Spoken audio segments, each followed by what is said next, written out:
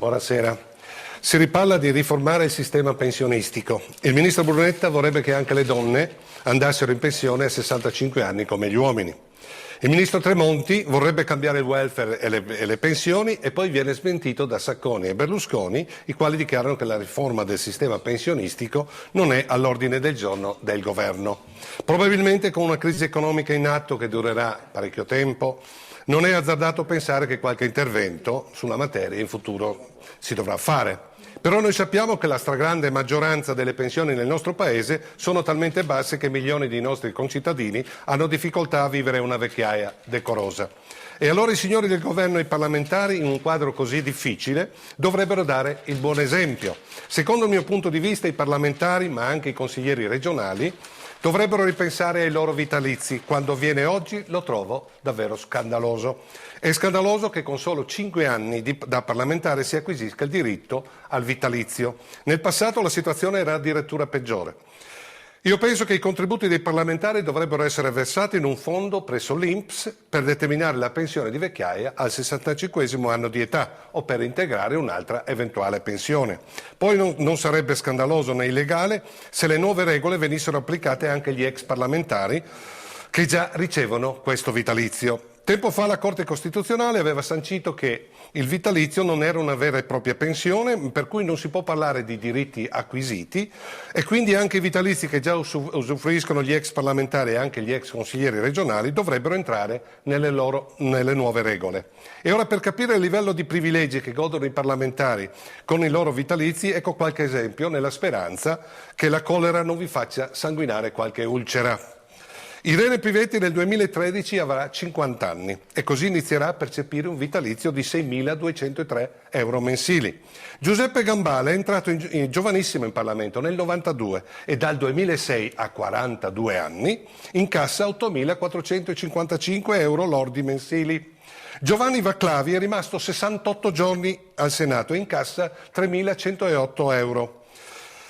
La vedova di Arturo Guatelli, che non mise mai piede al Senato, questa è veramente grossa, visto che subentrò a Morlino morto per infarto quando le Camere erano già sciolte per le nuove elezioni, oggi incassa la reversibilità del vitalizio senatoriale dal marito dal 2000.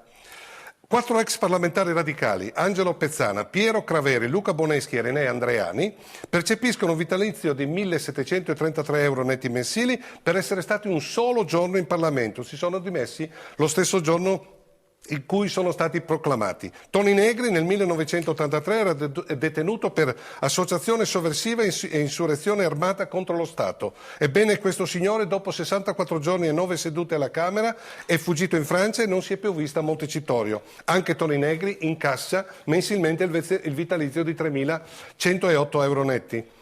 Pegoraro Scanio, 49 anni, riceve un vitalizio di 8.836 euro lordi al mese. Boselli, 51 anni, ex segretario socialista, riceve 7.958 euro mensili. Vittorio Sgarbi, 55 anni, si becca 8.455 euro mensili. Poi ci sono gli ex parlamentari condannati per gravi reati che percepiscono lauto e pensioni. Sono nomi come Cirino Pomicino, Altissimo, Di Donato, Pilitteri, La Ganga, De Lorenzo, che nomi, Martelli, Tognoli, tutti protagonisti di Tangentopoli. Negli USA, Senato e Camera hanno deciso all'unanimità di negare la pensione ai parlamentari condannati per corruzione, spergiuro e altri reati contro la pubblica amministrazione. Nel presentare la nuova legge, la promotrice ha così dichiarato: i politici corrotti meritano condanne alla prigione, non pensioni pagate dal contribuente. Invece nel nostro paese i farabutti, i mascalzoni, ma non americani, attenzione, li perdoniamo. Ed ora ritorniamo non americane, quelli dell'Est Europa, i neri, i musulmani, quelli dobbiamo picchiarli, ma gli americani no, quelli li perdoniamo. E ora ritorno ad una mia vecchia denuncia fatta in un'isola di qualche tempo fa. L'argomento era il senatore Nicola Di Girolamo. La storia è semplice. Questo personaggio è stato eletto senatore in una circoscrizione estera. Per candidarsi all'estero, ovviamente, si deve risiedere all'estero. E così Di Girolamo ha dato generalità false dichiarando che era residente in Belgio, mentre in realtà risiedeva in Italia. Per cui la Procura di Roma aveva a suo tempo chiesto l'arresto per aver dato false generalità. Giovedì scorso passato, il Senato, dopo che un paio di mesi fa aveva rigettato la richiesta di arresto, Forza Italia, Alleanza Nazionale e Lega hanno votato pure contro la decadenza di questo intruso.